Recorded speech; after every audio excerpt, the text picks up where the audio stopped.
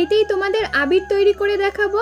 আর আবির তৈরির জন্য আমি কোনো রকম কোনো কেমিক্যাল এমনকি ফুড কালার আমি ইউজ করব না। আবির তৈরি করার জন্য আমি এখানে কিছু সবজি আর কিছু ফুল নিয়ে নিয়েছি। সবজির মধ্যে বিট রয়েছে আর এখানে শাক রয়েছে, এই শাকটার নাম ছেঁচি শাক। আর ফুলের জন্য আমি এখানে নিয়ে নিচ্ছি গাঁদা ফুল। আর আরেকটা ফুল রয়েছে, ওটার আমি নাম জানি না, ওটা আমাকে একটা বোন দিয়ে গেছিলো, তাই বললাম এইটা আমি লাল আবির তৈরি করার জন্য ফুলটা ইউজ করা যাক। আর এখানে দেখো হলুদ কালার করার জন্য আমি এখানে নিয়ে নিচ্ছি গাঁদা ফুল, আর শাকটা নিয়ে নিয়েছি সবুজ কালার করার জন্য। আর বিটটা দিয়ে হয়তো ডিপ পিঙ্ক কালার তৈরি হবে। আমি এখানে দেখো গাঁদা ফুলের পাপড়িগুলো আলাদা করে নিলাম, আর শাকগুলোর পাতাগুলো আমি বেছে নিচ্ছি, আর বিটটাকেও আমি কেটে নেব।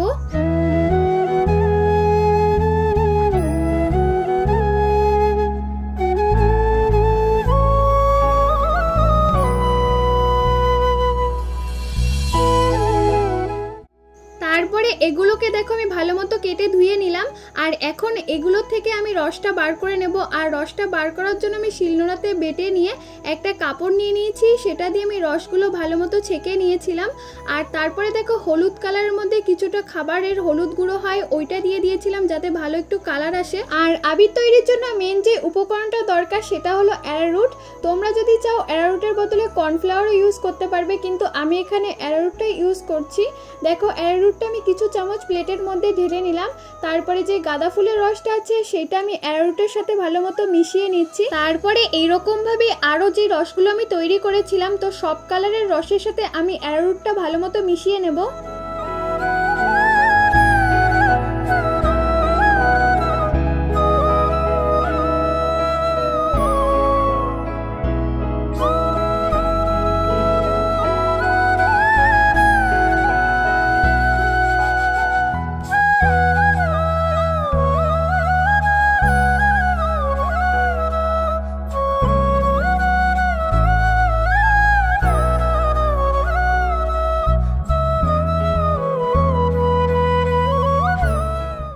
তারপরে দেখো সব কালারগুলো ভালো মতো মিশিয়ে নিয়ে আমি এগুলোকে কয়েক ঘন্টার জন্য রোদে শুকানোর জন্য রেখে দিচ্ছি। 2000 years later আমি এগুলোকে সকালে রোদে রেখে দিয়েছিলাম, এখন দুপুরবেলা হয়ে গেছে। আর এখন এসে দেখছি দেখো খুব ভালোভাবে শুকিয়ে গেছে। আর এখন আমি এগুলোকে ঘরে নিয়ে যাব। আমি তো ভাবছিলাম প্লেট দিয়ে আবিরগুলোকে তুলবো কি করে, কিন্তু একটা ছুরি নিয়ে যেই নাড়া দিলাম সেই দেখলাম যে প্লেট থেকে খুব সহজেই আবিরগুলো উঠে আসছে। হলুদ কালারটা তো খুবই সুন্দর হয়েছিল, আর এই কালারটা হলো বিট দিয়ে যে কালারটা করেছিলাম সেটা, এটা বেশি পরিমাণে রোদে শুকিয়ে গেছিল। আর এই পিঙ্ক কালারটা হলো ফুল দিয়ে যে কালারটা করেছিলাম সেটা। আমি তো ভেবেছিলাম যে এটার কালার লাল হবে, কিন্তু এটা দেখো হালকা পিঙ্ক কালার হয়ে গেছে। তো আবিরগুলো পুরোপুরি তৈরি করে নেওয়ার পর তারপরে দেখো এখানে আমি বাড়িতে যেই পাউডার ইউজ করি, আমাদের বাড়িতে এই রোজ পাউডারটা ছিল, তো সেটাই আমি দিয়ে দিয়েছি। তোমরা চাইলে যে কোনো পাউডার দিয়ে দেবে, তাহলে একটু সুগন্ধ হবে। আর এখানে যে আটা যেই চালে চালনিগুলো দিয়ে আমি ভালো মতো দেখো আবিরগুলোকে চেলে নিলাম। আর এভাবেই দেখো আমি 4টে কালারের আবির তৈরি করে নিয়েছিলাম। দেখো খুবই সুন্দর হয়েছে। আর আমি যেহেতু ফুড কালার ইউজ করিনি, তাই এখানে কালারগুলো একটু হালকা হয়ে গেছে।